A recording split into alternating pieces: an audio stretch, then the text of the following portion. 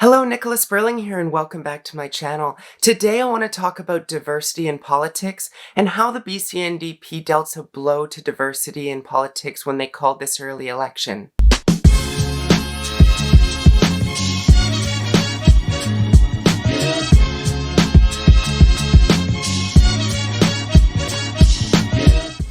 First off, I want to acknowledge that diversity can be both seen and unseen. When it comes to diversity in politics and criticisms around that, it's often related to people of color and not being able to see people's skin color when a slate is put forward for a particular party. The BC Green Party, as an example, has struggled with diversity when it comes to people of color, even though we've had unseen diversity in other ways, such as by putting forward a significant amount of LGBTQ2+ candidates. Part of addressing unseen diversity within some parties like the NDP would be using a quota system, but the unfortunate reality of having a very strict quota system, because just to be clear, I do support quotas to some degree, is that you can cause people to have to out themselves.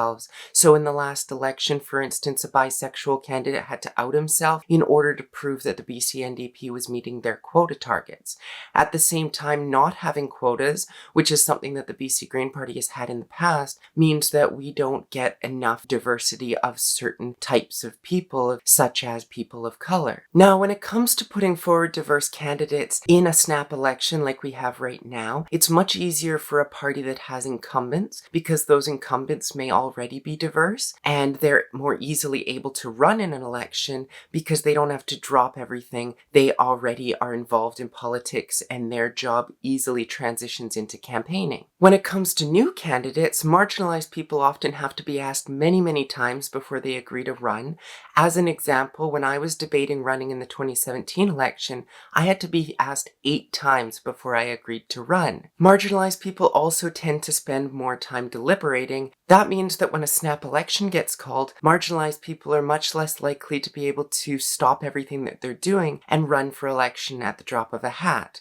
That's something that people of privilege are much more likely to be able to do, and we end up seeing many more cishet white men running for various parties. Now, the BC Green Party elected a new leader just days before John Horgan and the NDP called an election, and that was part of the NDP's strategy. They knew that we were going to be weak. They were on a power grab. They wanted to be able to take 100% control, and they recognized a weakness when they saw it. But part of having a new leader just elected meant that we were only able to start recruiting candidates and starting our nomination process right when the election was called.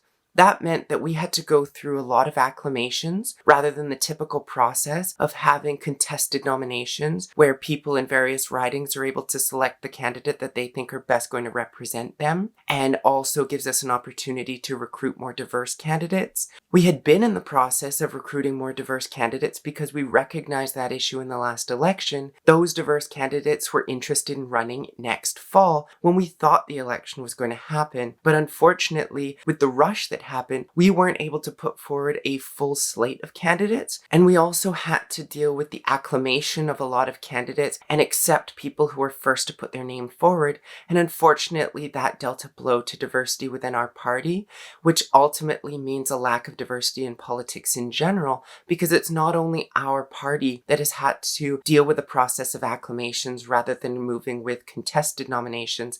That's something the BC Liberal Party has had to do to some extent as well, even though they do have some more incumbents, like I mentioned before. But the BC NDP is able to claim that they have much more diversity in the party, and not just claim it, they actually do.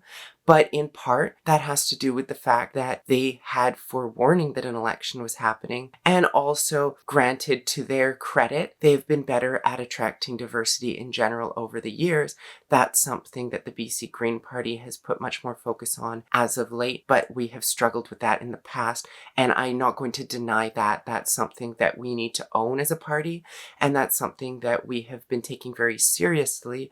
We have been pushing for more diversity through our Diversity and Equity Committee. That was something that I've participated in personally, and that was something that we were hoping to have addressed for this election. But again, because it was a snap election, that's something that has sort of fallen through to some extent. Now, at the same time, even though we've not been able to attract the diversity for this snap election that we were hoping to have, We have done a better job than we did in 2017, despite having this early election called. And I think that's a testament to the work that we've put in, and it shows that we're moving in the right direction. We have a much higher percentage of BIPOC candidates, and also we've still put forward a significant amount of LGBTQ2 plus candidates. So clearly we're moving in the right direction, but also clearly we have a lot of work to do, and that's something that I recognize, and that's something that the party recognizes, and we're not shying away from admitting that. Now, finally, I haven't really explained why diversity is so important in politics. I am a diverse candidate myself. I'm one of these unseen diverse candidates because I'm both trans and I'm a lesbian. Now, I wouldn't expect someone to vote for me because of my gender identity or my sexual orientation, but it does mean that I'm able to bring a unique and very important perspective to the BC legislature if I'm elected. We really need to make sure that our elected officials represent the diversity of this province, and that's to make sure that when policy is put forward, it takes into account the various unique perspectives that people in the province experience,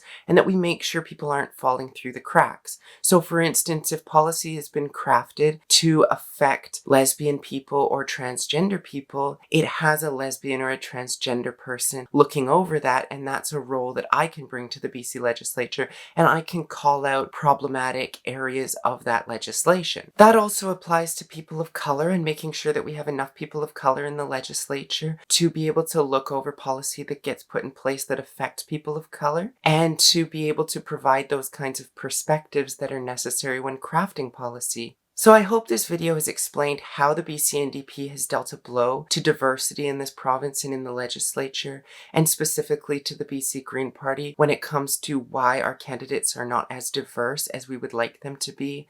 And also I hope I've been able to explain why diversity is so important when it comes to elections and making sure that we're electing diverse candidates. As I mentioned in my previous video, I'm putting out content related to this election because I'm running as a candidate myself in the riding of Coquitlam-Maillardville. I would normally be talking about trans-related content on my YouTube channel, but this election is incredibly important to me and to the people of British Columbia, and it's our opportunity to be able to hold government accountable. My hope is that we have another minority government so that we have elected officials working together to put forward the best policy. I hope that you will consider me as your candidate in Coquitlam-Maillardville. I hope that you will vote for me and vote for the BC Green Party in this upcoming election, because we need more Green MLAs to hold government accountable and to make sure that Green policy gets implemented. If you support this kind of content, if you support me in general, please hit the like button. If there's conversations that you want to have around this election, please leave your comments down below. I'm happy to respond to them. I'm happy to talk politics with you at any point in time. I would love to hear your feedback. I would love to hear your comments and concerns. And if you want to see more content like this, if you want to see my trans-related content in the future, please hit the subscribe button and hit the bell icon so you get notified every time I post a new video. And until next time,